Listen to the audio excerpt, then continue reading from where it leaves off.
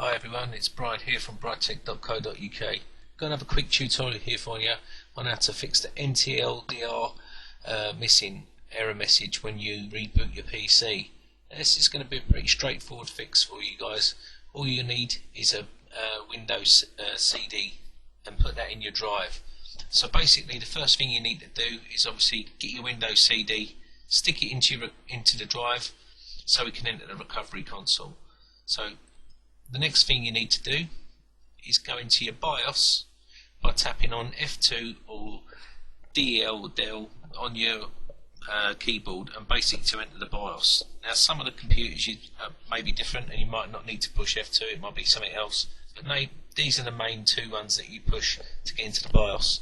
If you've got a more modern computer, some of the or Dell machines, you push, I think it's something like F10 or something like that, and it allows you to edit the boot process, the boot order from there rather than going into the BIOS. So whatever way you get into the BIOS, use it, get in the BIOS, and make sure the first boot device is set to CD-ROM. This is set to floppy obviously, but it needs to be CD-ROM. Okay, once you've done that, you're going to boot the PC, and then you're going to get this black screen coming up, and it's going to say please push any key to boot from the CD.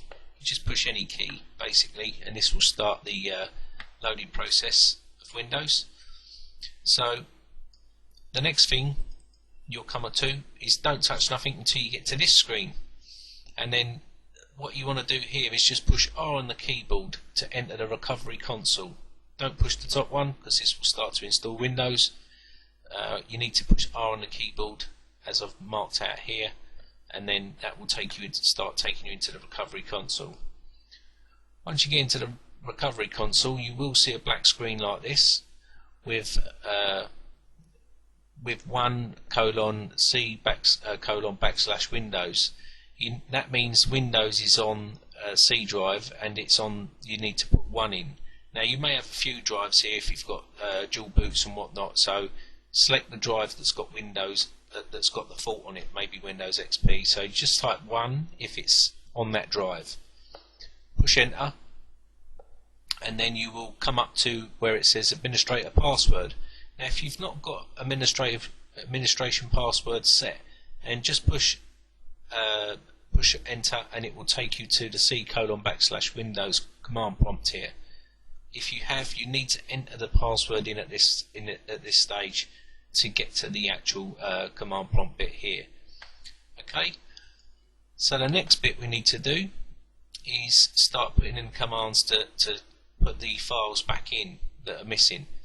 So basically you type copy X:, X is for the drive, for the CD drive. Now say for argument's sake yours was D, like as you see there on what I've got used D, that's my CD drive. So say for instance yours is D, G or whatever, you need to put the letter instead of X there for your drive, and then :i386 /NTLDR C:\, and then push enter. If you're seeing one file copied, it's worked and you've done it right. If you don't know the drive letter of your actual machine while you're in this state, rather than reboot and come back out, you can type map and it will tell you what the drive letter for the CD drive is. Okay, maybe I should have done a picture of that so you could see it, but anyway, just type map and then it will give you the drive letter. So the next one you need to be looking at is this command here.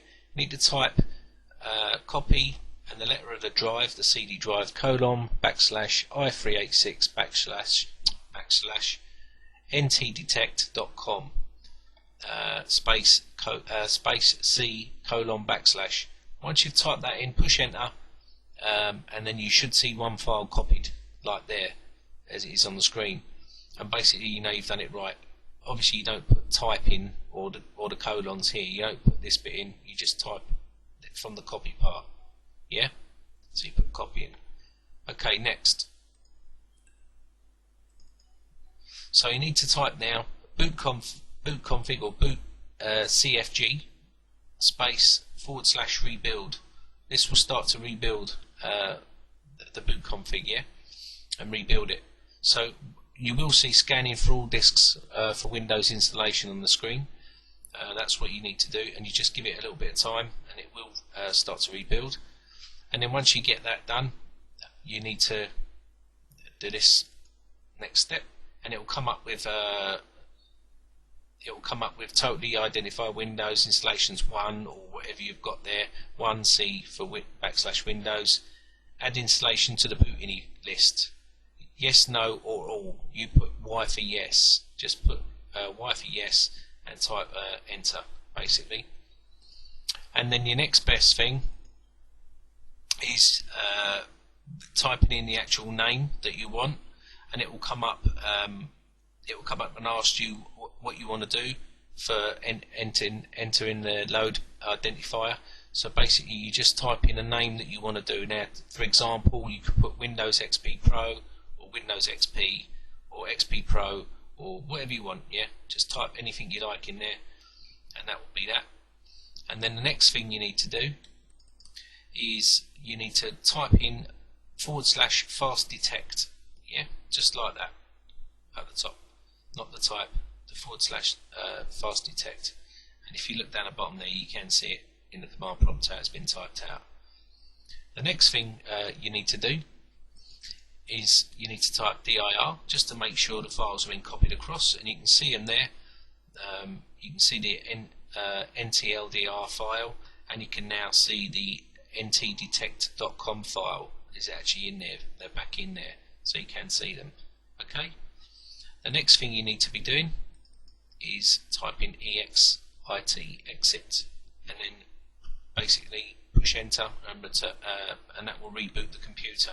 At this point, you need to obviously go back into your BIOS. If you have to go in the BIOS in the first place, push F2 or DL on the keyboard, and make sure the first boot device now is your hard drive, so it doesn't boot to CD. Take the CD out, we don't need that anymore, we're all fixed.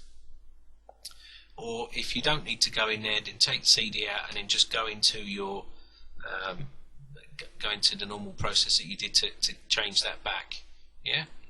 If you didn't change anything in the BIOS and you just did it through the boot order, then don't worry about it, you won't have to change nothing. So the next thing we do is we boot to Windows. Yeah. Now once Windows is up and you're actually on the desktop, you need to change a few things first. So the first things you need to do, if this is not done already, you need to come into say my documents, folder options, yeah, and then basically file types, view, show hidden files, yeah, so you need to put in here show hidden files, like so, and then make sure you take the ticks out of hide extensions to known file types and take out hide protected operating system files recommended. Take the ticks out of those, apply an OK. This will now allow you to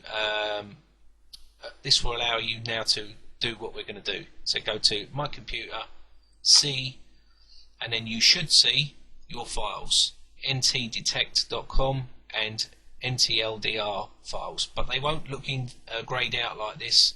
They will look like this, where you can actually see them, and they're normal files. So what you need to do is you need to right click on them like so, go to properties, and then you need to make sure you put the tick in hidden, and then push apply and OK, and do the same for the NTL.